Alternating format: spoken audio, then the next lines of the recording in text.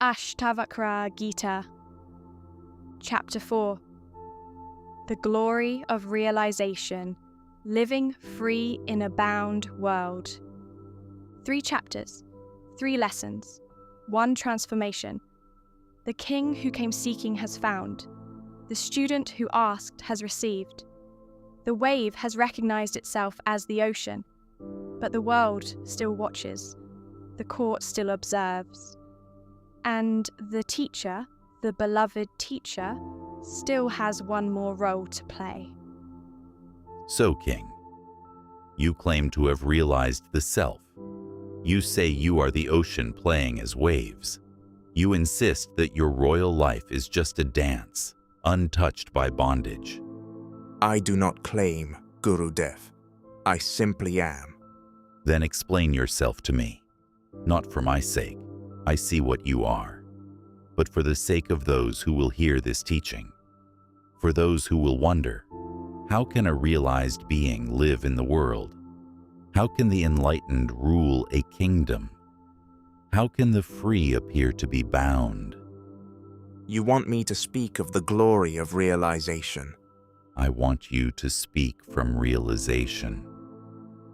Let the self describe itself. Let the ocean describe its waves. Janaka looks into the pond, sees the moon reflected, sees his own face reflected, sees them both as one dance of light on water. Then listen, Gurudev. Listen, all who will hear. I will speak of what I am, not to boast, but to reveal, not to impress, but to illuminate.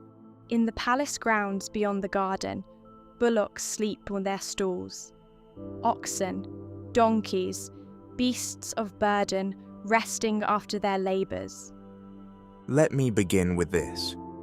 O marvel, the man of understanding, the knower of the self, who plays the sport of life, has no comparison with the deluded beasts of burden of the world. Beasts of burden? Strong words for your subjects, King. Not my subjects, Gurudev. All of us before realization. Look at those bullocks. They wake each morning. They are yoked to the plow. They pull, strain, sweat.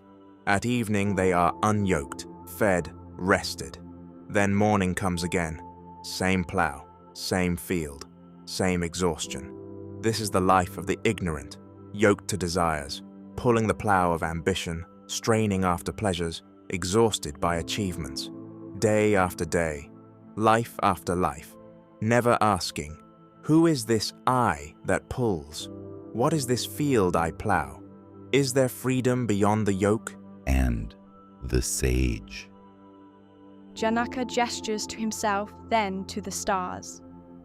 The sage also acts. The sage also works. The sage also engages with the world.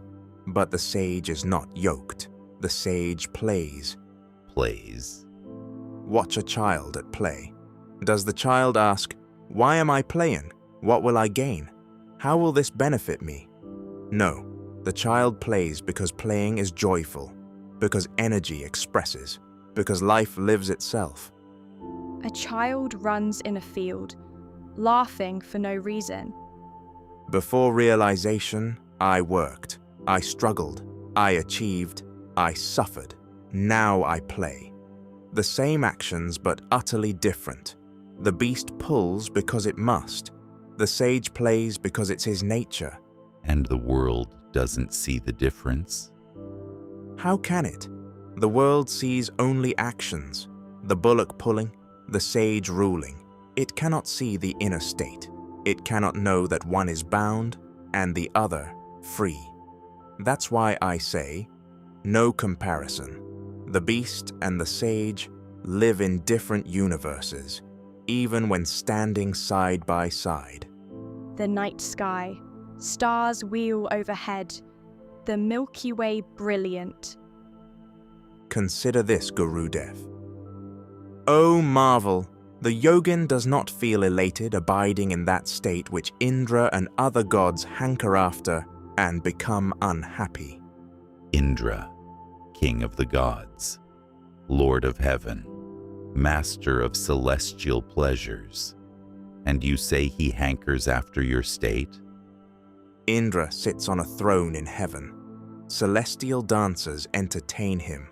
Nectar flows endlessly. Every desire is instantly fulfilled. And yet, he is unhappy. Unhappy with all that? Because desire fulfilled is not desire ended. Each pleasure creates hunger for more. Each satisfaction breeds expectation of repeat. Indra's heaven is just earth with better toys. The seeking never stops. A man on earth reaching for wealth, Indra in heaven reaching for something. Same gesture. But the sage has found what cannot be found because it was never lost. The sage rests in the self, not as an experience among experiences, but as the very ground of all experiencing. Indra seeks, the sage is. That's the difference. And you don't feel elated? Elation implies a peak, which implies a valley. Elation comes and goes. But the self is the steady light in which all peaks and valleys appear. It doesn't rise or fall, it just shines. Smoke rises from a distant fire, curling into the night sky. The stars visible through it. Let me give you an example, Gurudev. Indeed, the heart of one who has comprehended the self is not touched by virtue and vice, just as space is uncontaminated by smoke, even though apparently it exists in space. Space and smoke. Explain. Look at that smoke. It rises, curls, spreads. It seems to fill the sky. But does it touch the sky? Does it stain the space? No. The smoke passes. The space remains. Unmarked. Unchanged. Exactly. Virtue and vice are like smoke. They rise from actions, from thoughts, from choices. They seem to fill the mind. But the self, the space of awareness in which all this appears, is it touched? Is it stained? No. The self just witnesses. The self just is. Smoke comes, smoke goes, space remains. Virtue arises, virtue passes. Vice appears, vice dissolves. The self remains, pure, empty, free. Smoke clears. Stars as bright as before. Space unchanged. This is why I can rule a kingdom without being bound by ruling. This is why I can judge criminals without hating them, reward virtue without pride, face death without fear. The smoke rises, but I am the sky. Palace gates, guards stand at attention, ministers wait with petitions. The machinery of kingdom ready to move. Then this, King. The wise man, who has known this entire universe to be the self alone, acts spontaneously. Who can forbid him? Every morning, ministers bring me laws. You must do this, king. You must not do that, king. The scriptures prescribe. The traditions command. The courtiers advise. And you follow these? Often, yes. The same actions that any dutiful king would take. Then who can forbid you? The question suggests you're beyond all rules. Gurudev, tell me, does the sun need a law to shine? Does the river need a rule to flow? No. They act from their nature. Exactly. The sage acts from his nature, and his nature is truth, compassion, harmony. Not because he's trying to be good, but because he is that. The sun doesn't try to shine, it just shines. Sun rising, inevitable, effortless. So when my nature as king requires action, I act. When my nature as father requires love, I love. When my nature as judge requires severity, I am severe. not from choice, from spontaneity, like a flower opening at dawn. Who can forbid the dawn? Who can command the rose? The palace gardens, 4 distinct sections: flower garden, vegetable patch, wild area, formal hedge maze, all part of one garden. Gurudev, you spoke earlier of beasts of burden. Now consider all beings. Of the 4 categories of existence, from Brahma down to a blade of grass, it is the wise one alone who has the capacity to renounce desires and aversions. 4 categories: beings born from wombs, from eggs, from sweat, from seeds. Everything that lives, from the highest god to the smallest insect. And only the wise one can renounce? Watch a dog. It sees food. It wants. It sees a threat. It flees or fights. Desire and aversion run its entire life. It cannot choose to be free of them. They are its nature. Dog chasing, running, reacting, always driven. Watch a god in heaven. Same thing. Just finer desires, subtler aversions. Still driven, still bound. And the sage? The sage has seen through the whole mechanism, has seen that desire and aversion are just waves in the mind, has recognized himself as the ocean, not the wave. Ocean. Waves rising and falling, ocean unmoved. The wave cannot stop waving. It's its nature. But the ocean doesn't need to stop the waves. It just knows it is the waves, and also more than the waves. It doesn't renounce the waves. It transcends them. So the sage doesn't fight desires? Fighting desires is still being in desires. The sage simply sees, and in seeing is free, like the sky seeing clouds, not stopping them, just watching. Janaka stands, walks to the edge of the pond, looks at his reflection. Now, Gurudev, the culmination. Rare indeed is the one who knows the self as one without a second and as the Lord of the universe. He does what comes to his mind and has no fears from any quarters. Lord of the universe.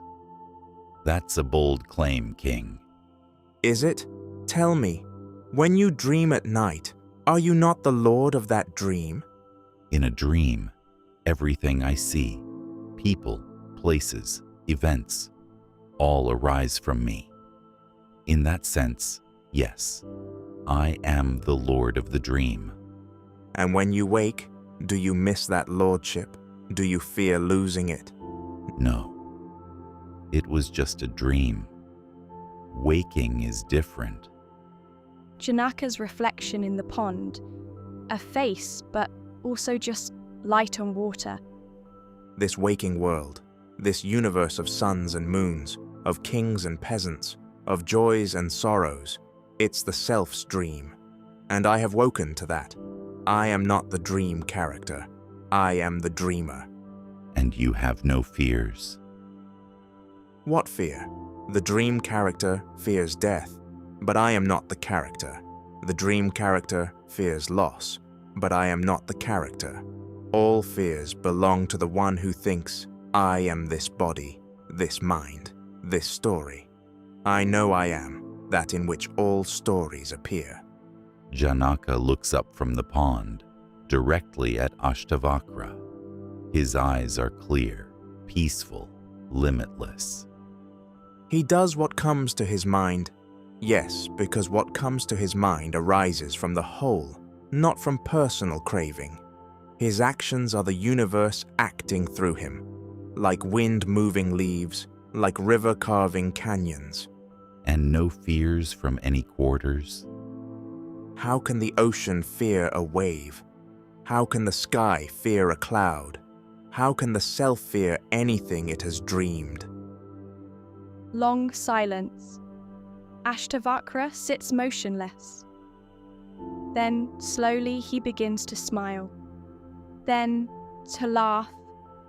A soft, joyful laugh that fills the garden.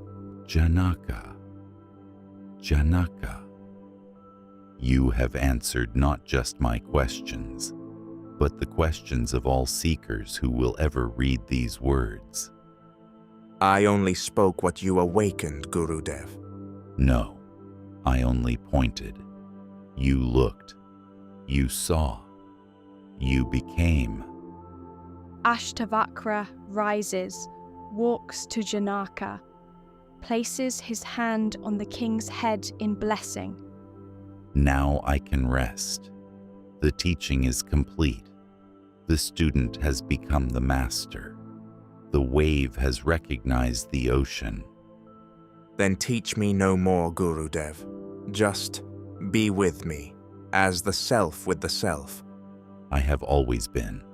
You have always been.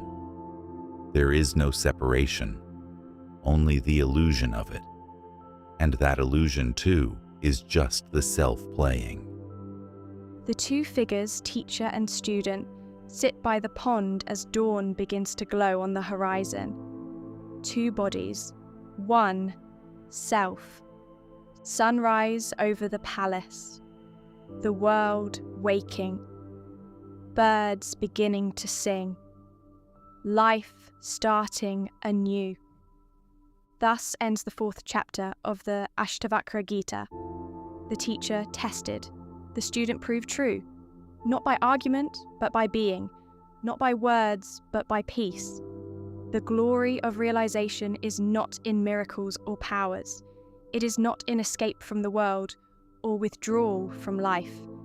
It is in living fully, freely, fearlessly, knowing oneself as the self in all and all in the self. Rare indeed is the one who knows. Not rare because the self is hidden. It is more obvious than your own breath. Rare because we look everywhere but within. And when we finally look within, we find not a thing, but the no thing in which all things appear. Not a person, but the presence in which all persons live. Not a god, but the godness that dreams all gods. Sun fully risen, the garden bright. Two figures sitting in silence, complete, content, free. Take a quiet moment and reflect. Right now, who is aware of these words? Who is aware of this moment? That awareness is your true nature. If this teaching resonated with you, consider supporting the channel by liking this video and subscribing for more explorations into Advaita, meditation, and inner awakening. And in the comments below, share what insight touched you the most. Your reflections help this wisdom reach more seekers around the world. Thank you for watching. May peace, clarity, and awareness guide your path. Until the next video, Om Shanti, Shanti, Shanti. End of chapter 4.